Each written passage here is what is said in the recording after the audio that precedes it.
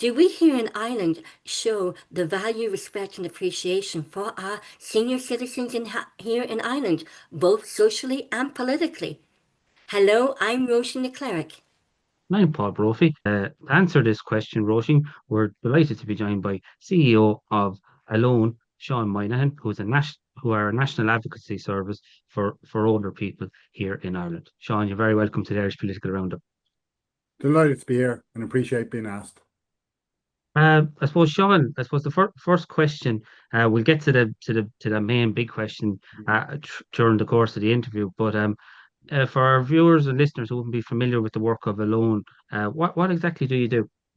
Right. I suppose what we do is, our mission is to support older people to age at home in the way that they want to. And how do we do that?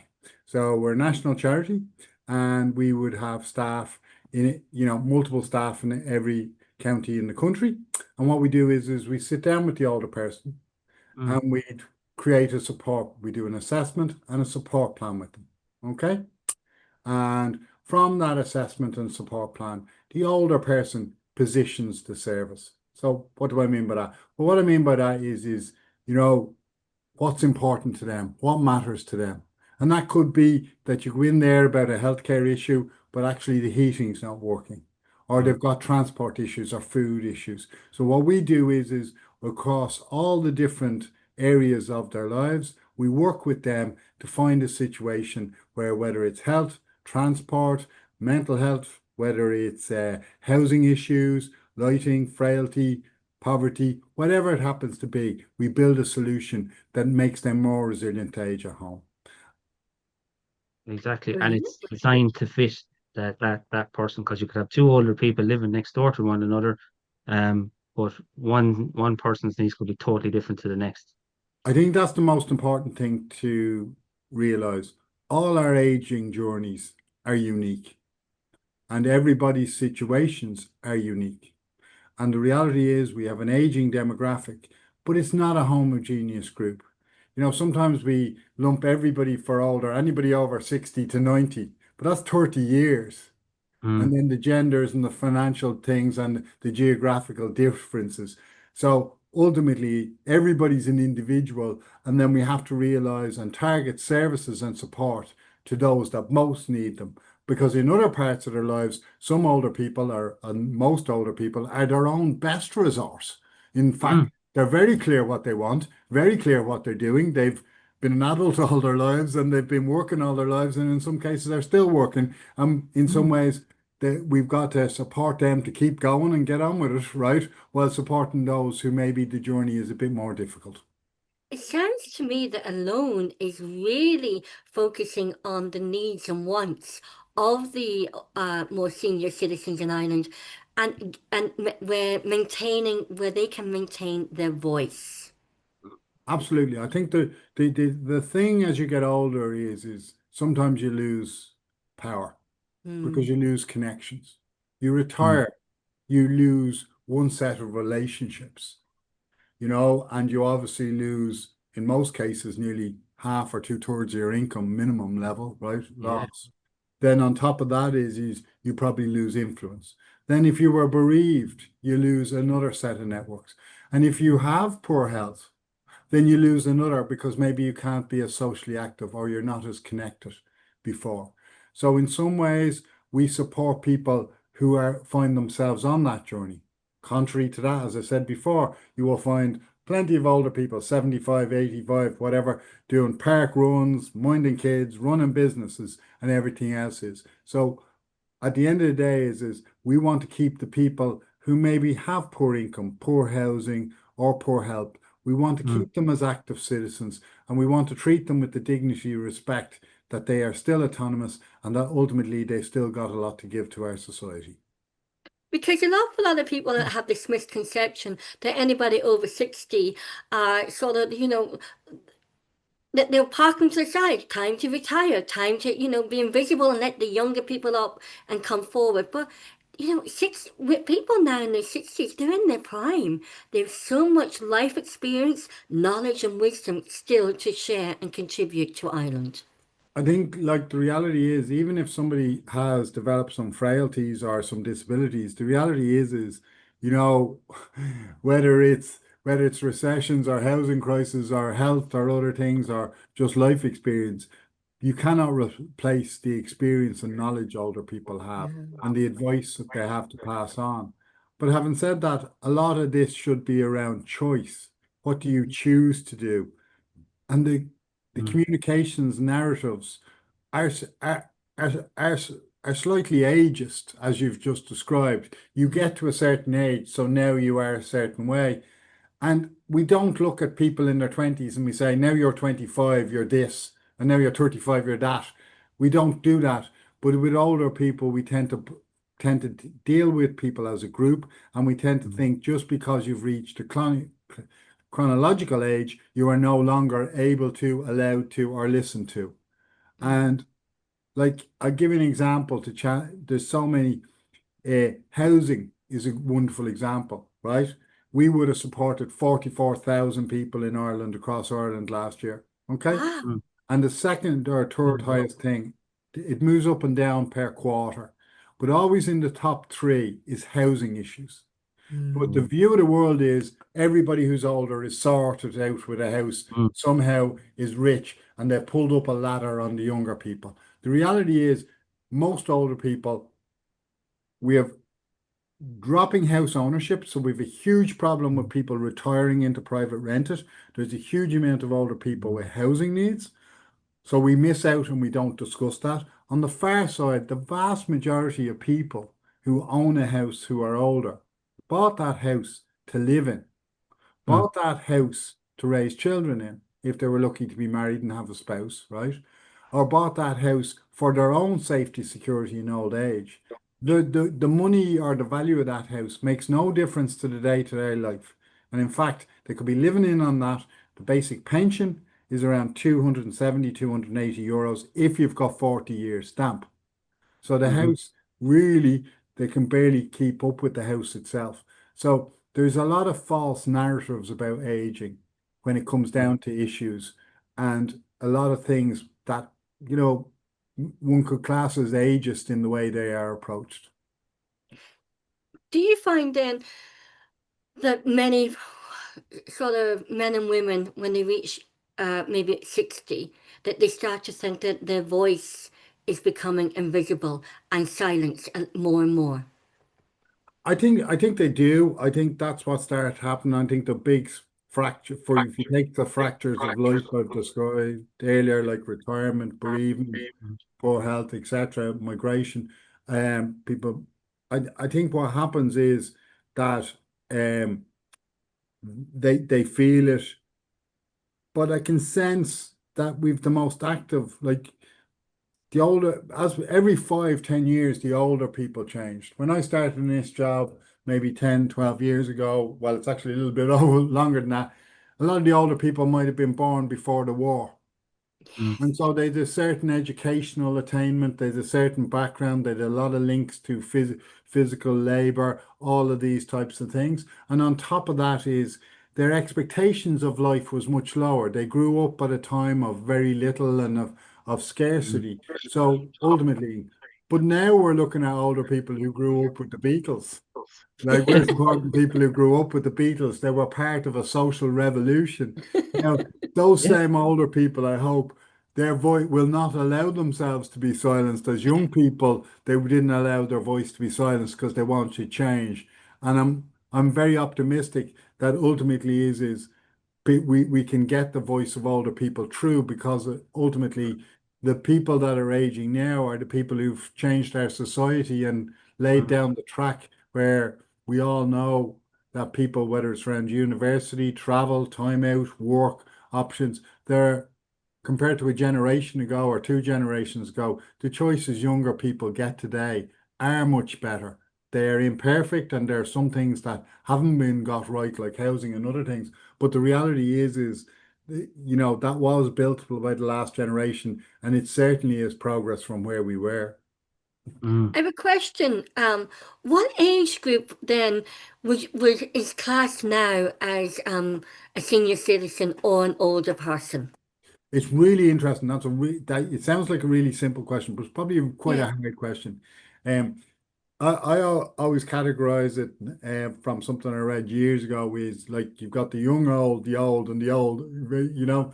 Um, but I think I'd go back to we deal with anybody over 60. Now, we don't ask for people's birth cert, so I'm sure we've got a good few people in their late 50s, right? But the reality is it's the journey for some people, frailty, health. We all have friends or relatives who didn't even get to 60 and their Yeah. health was already poor, or who had housing issues or finance issues or whatever, or bereavement of spouse or loved ones.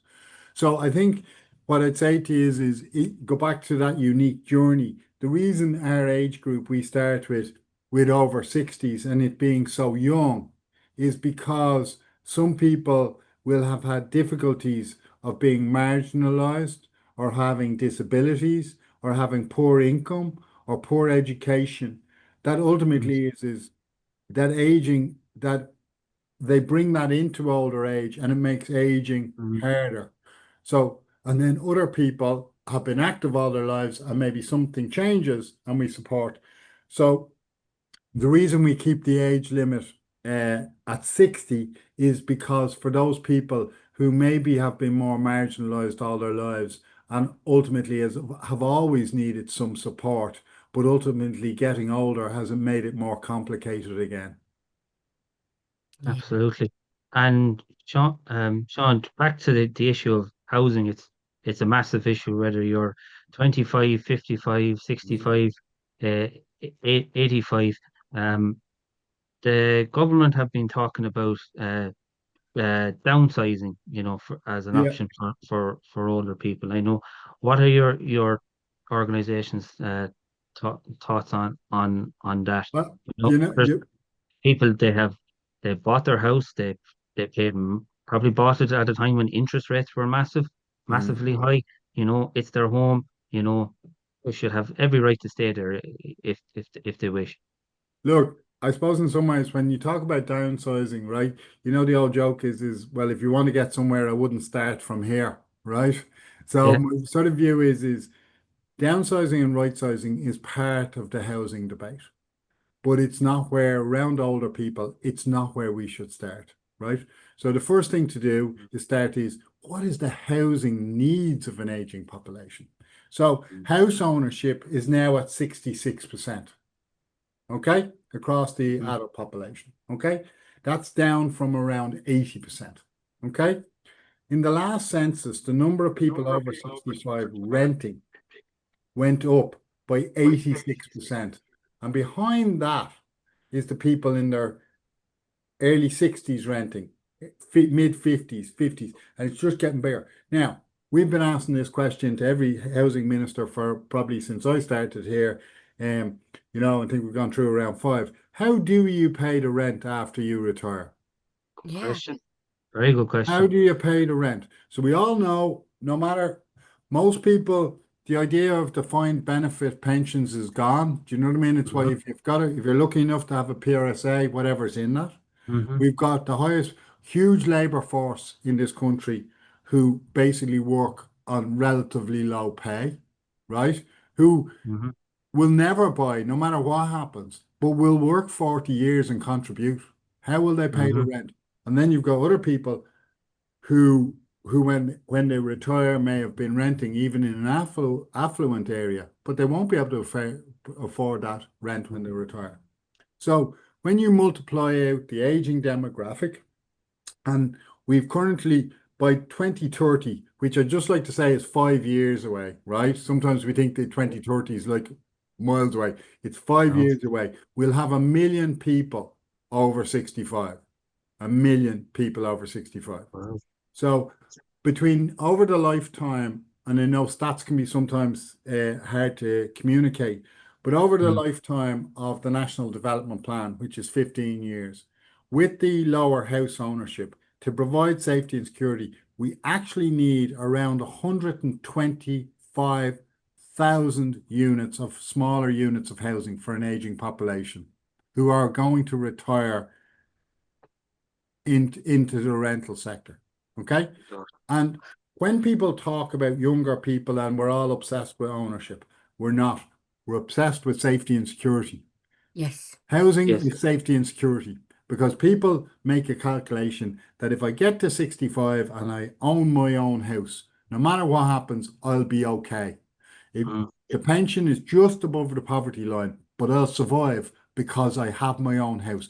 I can age, I can deal with things, I can stay in my community. Now, if we don't build, go back to starting the conversation in the wrong place. So if we don't have any of those smaller units, those 125,000 units for people who don't buy, and if we Mm. don't have housing for older people in the community, where are you downsizing to, Mm. Mm. right? Exactly. Then take it, who can afford to downsize? So when I hear this on the radio, I'm going to tell you sometimes I nearly want to go down through the radio and grab the presenters because they'll go, "Oh, well, I know Mary down the road who's living in a five." A national commentator the other day said, uh, uh, sure, what about all the older people living in 5, 6, and 7 bedroom houses? Yeah. Now, I don't know where he lives, Mm. right? Okay. Mm. But I live in a terraced house, okay? And so does everybody around me where I live, right? And so what I'd say to you is so you're looking at a small cohort of people who are going to have a big enough house that in creating that, they'll have enough money to downsize, pay Mm. the legal fees, do all of that, and also are going to be young enough and healthy enough that they're going to take that stress and pressure off. Mhm. Now, there's also a bit of blame going with this. So Yes. you need Mhm. to leave your house because you've knocked out the older people or the younger Yeah. people are locked out.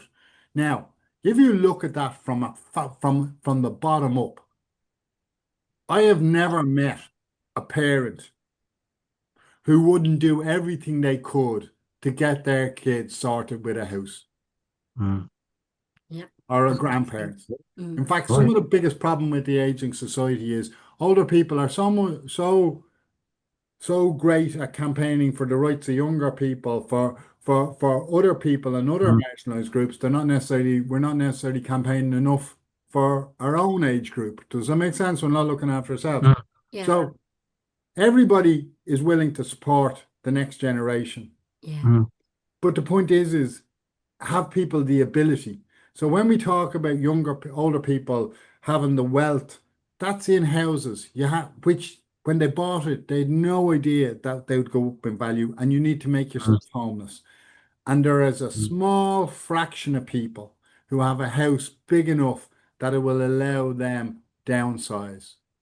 But at the moment, that's only for a tiny cohort. If we build more housing for older people in the community, we could increase that cohort, as you Mm. say, based on choice. Mm. But at Yeah. the moment is they're starting in the wrong place because the place they're starting in sounds like blame. Rather than Yeah. saying, let's provide the housing for the older people, and in doing that, we'll serve all age groups. Because housing for older people will also be Mm. there for the age group now at 30, 40, and 50 as they retire, Mm. because ultimately houses recycle and have a 50 to 100 year lifespan. I agree with you because Mhm. Paul and I both were in the media. We're both radio presenters. My background's media and public relations. And Mhm. when I started to hear the media talking and asking politicians about, oh, should the older people sell their house and downsize? I thought, what a real bias and ageism Mm. comment. And also, it's also given the message and influencing the message that there should be a sense of entitlement for the younger people and generations of Ireland to say to the older people, "Oh, you have to morally and socially give up your house for the younger generation," and Yeah. that's wrong. Yeah, look, I agree with you. I think the challenge here is, do we keep throwing up these kites to distract from the fact that we don't have a supply of housing? Mm, Like, there are three solutions to the housing issue, whether it's for older people, whether it's for younger people, whether it's for people starting families, and it's called supply, supply, supply. And we shouldn't blame people for having a holiday home. We shouldn't blame No. people for being landlords. We shouldn't blame older people for having paid for their houses. We shouldn't blame. We need to actually deliver housing for all our age groups, Yeah. because what's happening really is the supply is aimed at one group, but homeless people, older people, and disabilities, there's very little getting developed, who are the ones who Mm. probably need housing the most. But there's very little getting developed because it's all about this, it's all about one cohort, and we want everybody to have housing, but it's about supply. It's not about one group over another group. That's that. And I think if you want to distract from the lack of supply, well, the best thing to do is well, maybe have a few people have a row over what they other people should do and blame Mhm. a group. And I think we've we've been watching across the water, splitting and dividing people Yeah, usually distracts from what's happening. Yeah, exactly. absolutely. And Sean, next year is a big year for yourselves in Alone. Uh, it'll be your 50th birthday, your anniversary. You were founded in 1976 by a Dublin firefighter, Willie Birmingham, Mm. and at the time he noticed in his own work that he saw that a lot of older people were becoming very lonely and isolated. Now that's 50 years ago. The world has changed in lots of ways, but at the same time, Sean, are you still seeing a lot of kind of loneliness and isolation amongst our older people? Well, I think what I'd say to you is right. Obviously, you're right, Willie. Like, crediting an organization always has to go to founders at times, because the people who get up and see a gap and turn around and Mm, say, I'm going to do something about that. And the rest of us build on things from there. So, uh, unfortunately, poor Willie Birmingham died quite young. He died in 1990. He was only in his 40s. So, Oh, um, but what I'd say to you is what we've tried to do is keep to the values. mm, And whereas is what you do and how you do it changes, and who you do it for slightly changes, and what their needs are changes. mm, But when I started here first, I was talking to a board member who'd been around since the beginning, and he says, in one word, we're doers. So you see, we're doers. That's what we do. So mm, whether I described to you the assessments and the supports, we're doers. So I think when we do the 50th campaign, we'll celebrate, and we'll try. We still try to live to those values, and you can see that. But to answer your question directly, we loneliness is, if you take, I was saying to you earlier, 43,000 people last year. And if you take, um, finance and housing being the top two, and down through into health issues and mental health and physical health supports we give people, the mm, cross-cutting issue we still deal with is loneliness. So people might come to us for a housing issue and I'm lonely. They might come to us for finance issues and I'm lonely. So mm. so if you add it all up, 68% of everybody who comes to us has loneliness issues, right? Oh, We're the loneliness country in Europe. wow. Now, there is so much research that proves that loneliness will shorten your life. Okay? It'll affect your physical health, your mental health, your emotional, your confidence, everything. But the reality is so we've campaigned for many years, and we run a thing called Loneliness Task Force. Um, and then we've a loneliness research network, so we can produce evidence-based proposals for government to combat loneliness. And loneliness has been accelerated by the digital age. You know, Really? yes. we've three big changes probably in society. Smaller families, right? Which Mhm, probably means there's less there's less connections, less support for people in advanced age.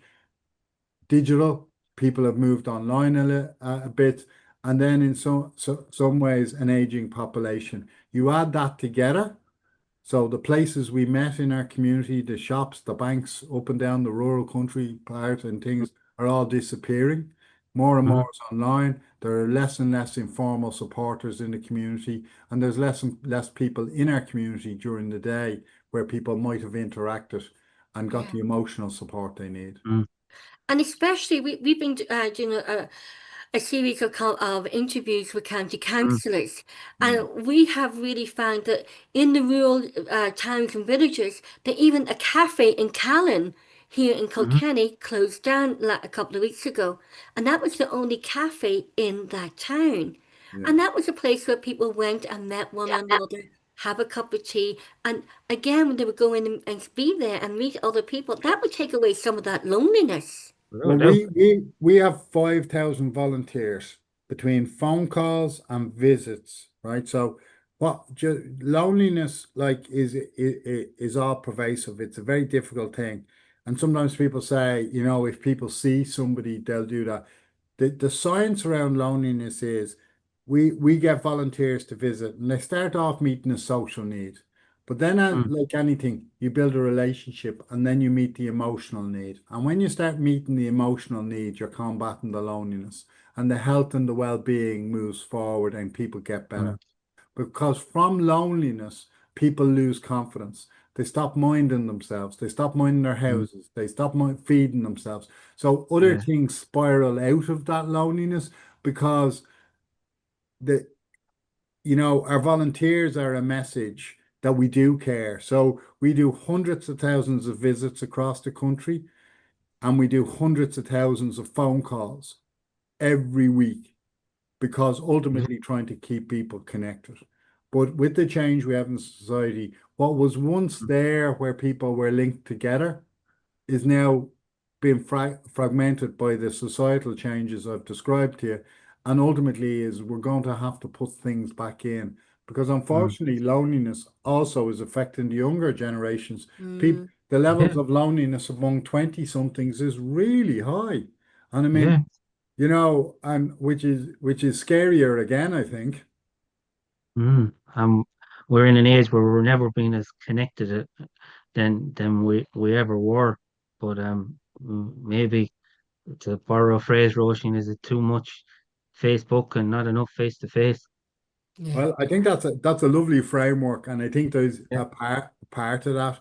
So I think it was in the last program for government to do a loneliness strategy. It didn't make this program for government, but there's a phrase in there about social prescription and Mm. Yeah. right? Social activity. So we're going to use that in the program for government to try and shoehorn a strategy in from. And we've a group of 9 organizations and lots of researchers and people being coordinated in this offers. Well, so our plan is to actually write a loneliness strategy for the government Mm. and saying, look, you might not agree with all this, but here's a start. And I think that's Yeah. the doers in us that like take on responsibility that's a bit more than your own. It's an issue we've got to get a grips with.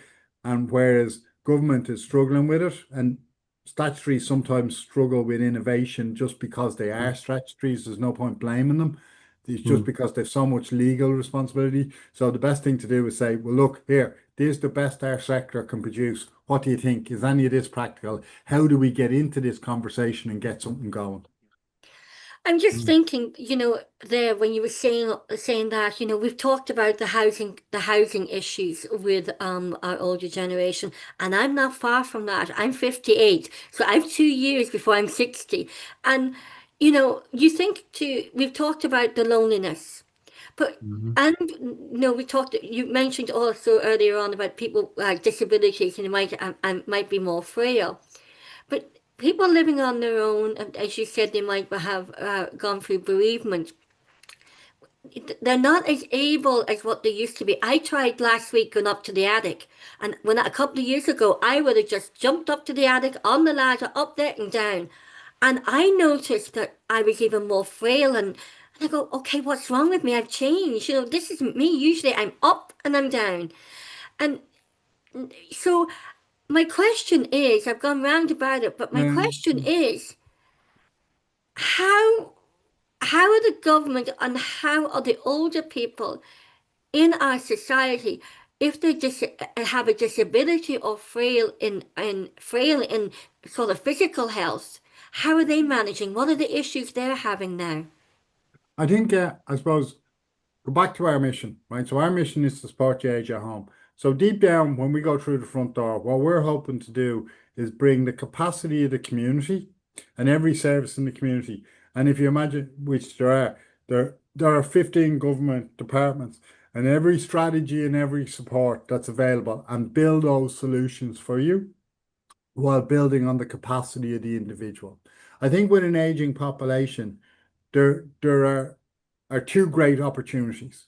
First opportunities is, you mentioned it earlier, the knowledge, the skills, the ability, the wisdom of an aging population, right? And how to tap into that, and how to give people choices to work on, and how to Yes. give people choices to continue what they've always been, net contributors to society.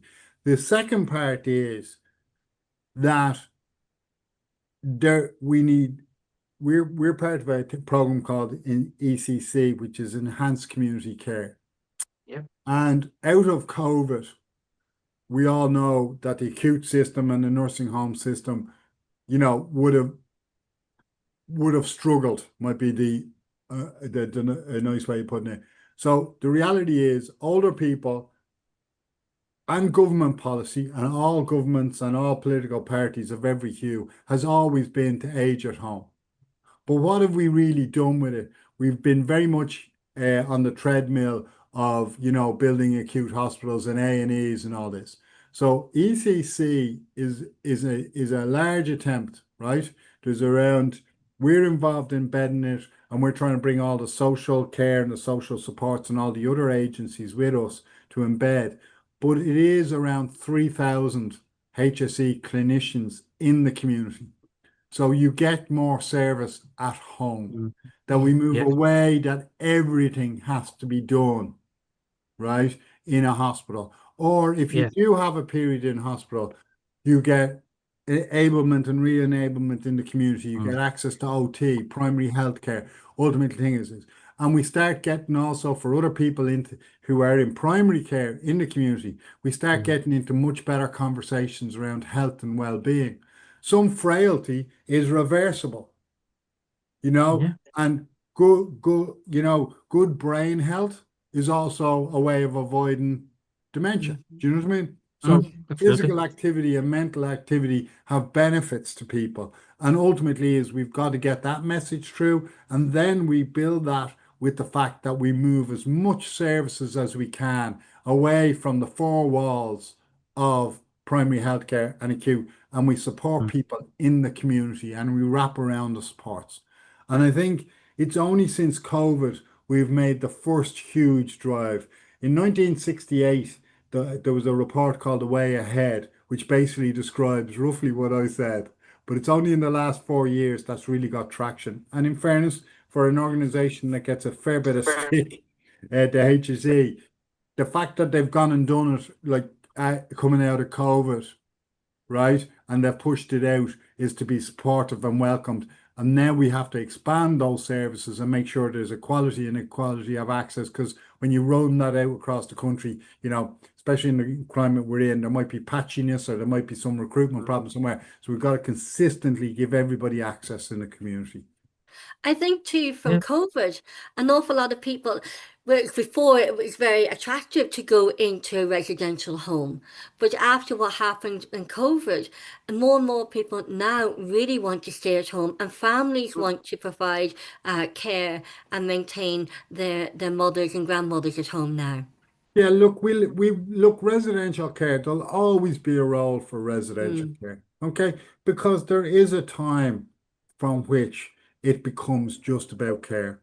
And there is a situation where just the family, friends, even backed up with something like ECC, ourselves and others, it's just a situation, it's safer and better. But Yeah. in the past, that was the only choice. And so what we've got to do is it's not desirable as we scale older, as we have an aging population. We don't want to match that by just scaling more and more nursing homes to match that. What we need is Yeah. for more services in the community, keep people supported for longer, keep them Mm. healthier for longer, Yeah. and go back to housing. Allow people to Yeah. right size. That might allow people Yeah. bring people. You know, where maybe in our villages and towns where we've got closed Yeah. shops, convert them into housing for older people, and then put Mm. supports on sites. We're working on the Yeah. first national model of housing with support. It's a non-clinical model, but the point is 24-hour staff on site, right, where you get support. You know, you'll get support, you can link in with all the health services and all that be coordinated for you. But Mm. you may have challenges around your health, around your frailty, around age, slight memory loss, etc., etc. But you're still well able to, with 2 or 3 hours help every day, you Mm. don't Yeah. need to go into a nursing home Yeah. where Yeah. literally, because the likes of the housing with support, we're talking about giving people 52 square meters, which is an apartment, their own bedroom, their own front door, their own keys, the dignity that comes with that, come and go as you please. Whereas there's Mhm. obviously nursing homes to be viable tend to be quite large, tend to have 12 Mm. square meter rooms. You don't have much choices or autonomy. They Mm. will always have their needs, but maybe we've moved beyond Mm. that they are the only choice when people struggle to age at home. Absolutely. And Roisin and I, Sean, we were down in Kilmacow in South Kilkenny. There's a Rosedale. Um, it's a nursing home, but it's a really really great setup. You have your nursing home, and you also have a number of independent apartments as well close by. So you have your housing, you have your nurse. So if say someone's health kind of deteriorated where they needed to go into nursing home care, it's there, but they can still stay in their community. They can, you know, interact with their friends, their family, the local shops, the sports facilities, community centre. It's a fantastic complex. Everything is kind of like all on the all on But the it was one designed level. that way, though, And it Paul. was exactly now Yeah. And that is the way forward. I think what I'd say to you, round the country, and again, to champion against the narrative that nothing happens, whether it's in Kilkenny, whether it's in Donegal, whether it's in Dublin, it doesn't matter, Kerry, there are multiple local champions, whether in the local authorities, the HSE, within our communities, voluntaries, businesses, all trying to do the best they can. The reality is whether that you mentioned Rosedale there. So say if Mm. that model, the real truth is, but we're a small, physically, geographically, a relatively small size country. We Mm. need to take these type of models and replicate, Yes. right? And Yeah. usually what it is what is a model? Model is maybe learning from the one in Rosedale and Kilkenny, then learning Mm. from the one in Kerry or the one in Dublin, and then you do is you produce, okay, this is the best we can produce, and then we make sure it's Mm. available in every county in Ireland. Yeah. These Mm. types of units, these things. But somehow what happens is we leave it to the local champions who fight to get what they Mm. can for their communities, and they need to be saluted. They're like a bit like we've a founder, Willie, who fought for the rights of people. But really, we have to take these things up into policy. You know, too much of our health services, whether for young or old, is patchy. You'll have a great service in Kerry for something and not available next door in Cork, and you'll have Yeah. something great available in Cork and it's not available in Kerry. And this is the challenge. Do you know what I Yeah. mean? So I think for me, everything is all about scalability, replication, models, consistency, because then it's not about urban and rural. It's not about Mm. young or old. It's about equity of access to services and support, how and when you need them. And that is a very good point about modelling, because if we could model what was happening in Kilmacow, which Mm. was designed that way to keep the senior citizens within the community, and it's right beside a school, it's right Mm-hmm. beside the community centre, and it has the bus link at the very bottom of the road, and the taxi comes up. Councillor Thomas Bannock was telling us last night, the taxis can come up and take them into the town, which is just Yeah. down the road, the village, Yeah. shopping. And if that could be replicated, that, you know what, people want to stay in their communities. They don't. We were in Callan last week, and there Yeah, was a residential home that closed down, and people had to move to another yeah, into Kilkenny. Again, people with their friends and people in the community, sometimes getting on a bus on a winter's day to come and visit someone and back isn't doable. What I'd love to talk about now is what you mentioned in the intro is poverty. Talk to us about the poverty and the finances and with people in our older citizens of Ireland. I think what I'd say to you is this is a bit of an untold story, you know, okay? And again, in society, we tend to get narratives, you know, and we tell stories and everything else is, but the evidence and the facts don't always support it, okay? So if you listened in lots of quarters, you wouldn't know we've a challenge around financing the older people. But if you look at older people who live their own, the government produces a thing called silk data every year. So this is government CSO stuff like what is the incomes and who has the money and who doesn't and all this, right? And so older people on their own, right, have the highest levels of at-risk poverty of any age group, right? And if it hadn't been for the one-off measures in the last two budgets, 45% of older people would have been at risk of poverty. That's how much the income drop is for people when they retire. Because even if you think about it from this point, obviously you retire, people who a lot of people don't have a pension, or if they do, it's very modest, right? We'll all see, it's like I always think it's a bit like school. We always hear about the person who's doing well. Kid comes home mm, from school and says, everybody in my class has a PlayStation. Do you know what I mean? Like, and there's seven or mm, eight. One guy has it, but it's multiplied out. The reality of it is there are plenty of older people who have done really well and fair play as we've described. But there is a huge levels of people. The pension is around the poverty line. It is not benchmark. So ultimately, when you get times of high inflation or high energy costs, people on fixed incomes are at huge risk. Got to look at it a simple way. Even if you own your own house, if your income is like 280 a week, if your fridge breaks, yeah, Mm. it's a week's money. God forbid mhm, your electrics needed to be done, or your roof had a hole or anything else. mhm, Now, what yeah, happens is over a 20, hopefully if people retire and live for 20 years, what happens is the house ages too, and the ability to keep up with the house. So ultimately is people really can be struggling mhm, quite hard. And so we resist benchmarking the pension to insulate from people. We we nearly again talk about pension as if it's something we're just giving to people like willy-nilly. To get the contributory pension, you need 40 years of stamps. And the people who claim the pension have probably contributed 10 times the value to our society than they'll ever draw from the pension. So I think at the end of the day is again, equity of income, equity for all age groups.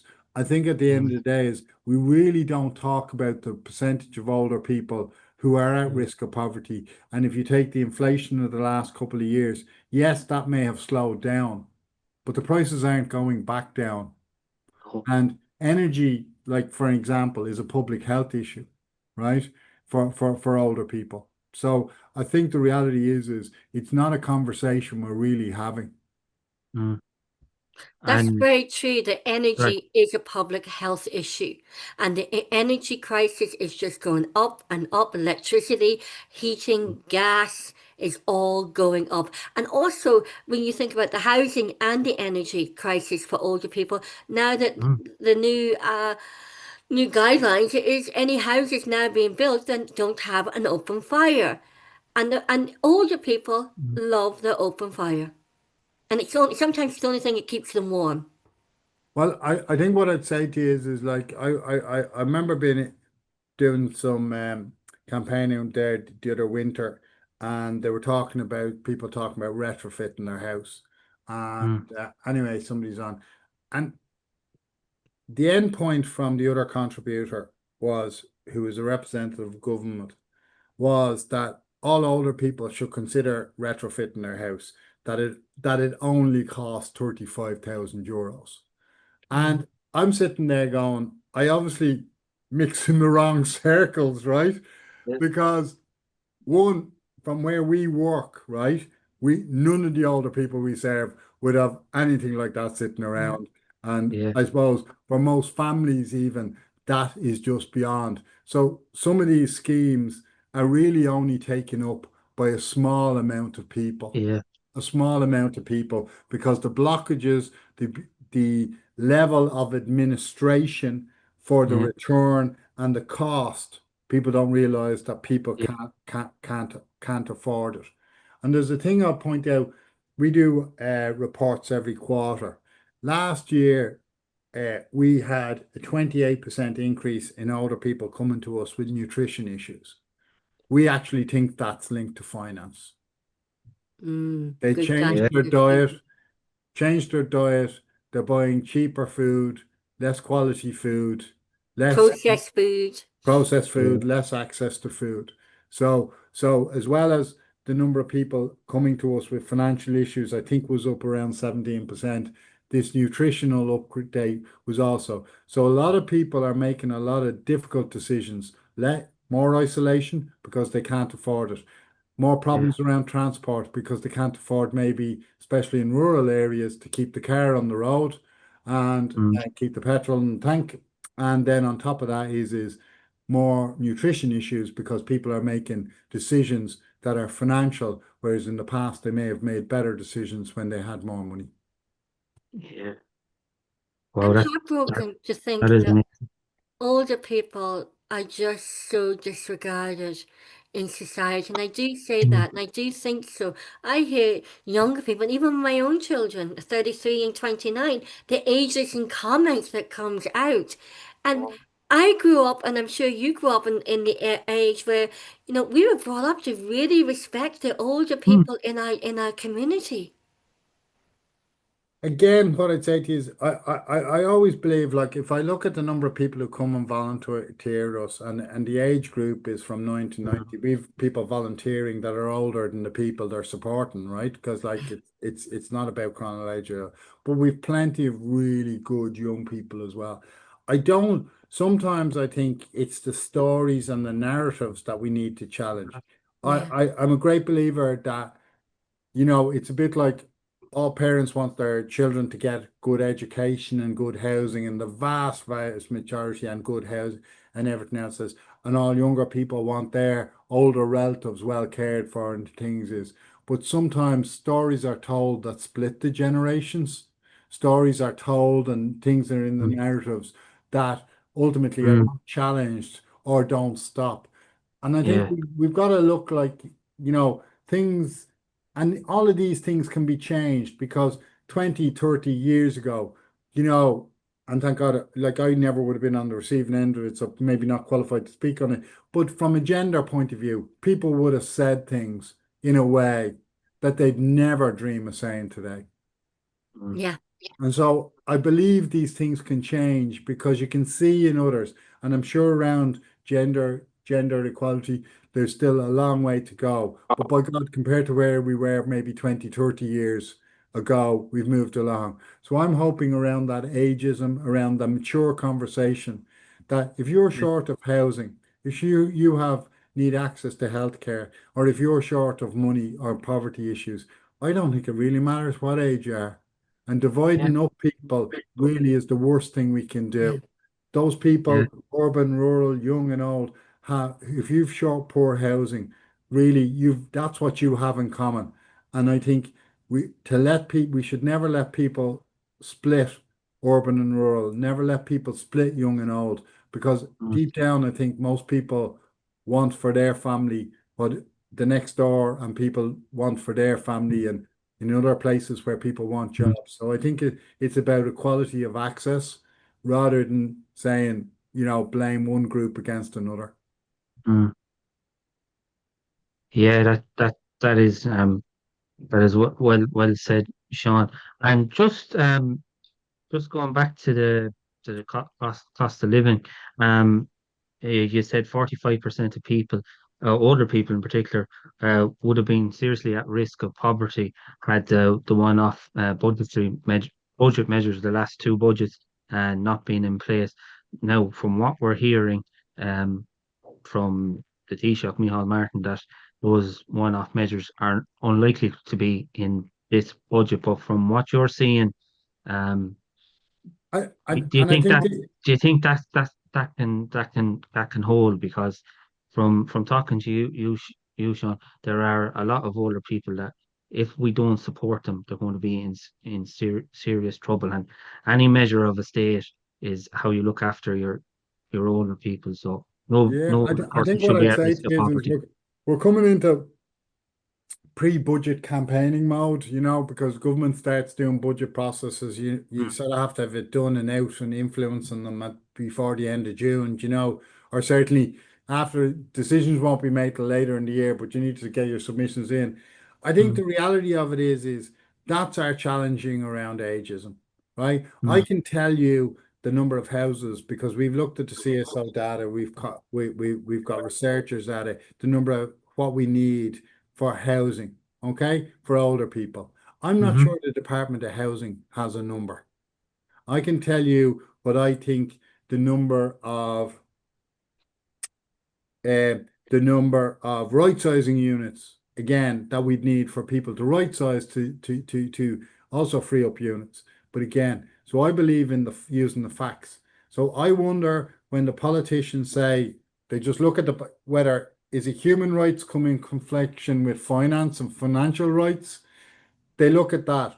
Do they check, mm, okay, who will be affected? How will they be affected? So we just take this away, help affect, as if all of this has passed, right? So for us, we'll be trying to influence. I think the government has always worked on slightly universal of everything.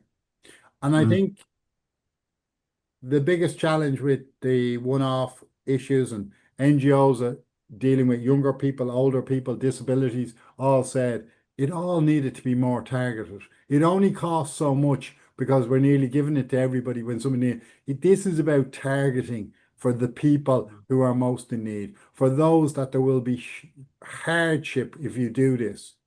And I think the mm, point is, if the government doesn't have that skeleton to target, it really needs to build that capacity. But I think what we'll be trying to influence is the impact of just taking this away. It's really easy to say, but somebody else is going to pay the price for it. mm. Um, Sean Monahan, we have taken up more than your time that you allocated to us, but can we keep this conversation Yeah. going on with you and alone going forward in the Mm, future? Because we really want to do is here in the Irish Political Roundup is be a champion for our older senior citizens in Ireland. We'd love to do that. And yeah, I, it'd be I great. think, we'd love to go deep into the different issues that face the older people.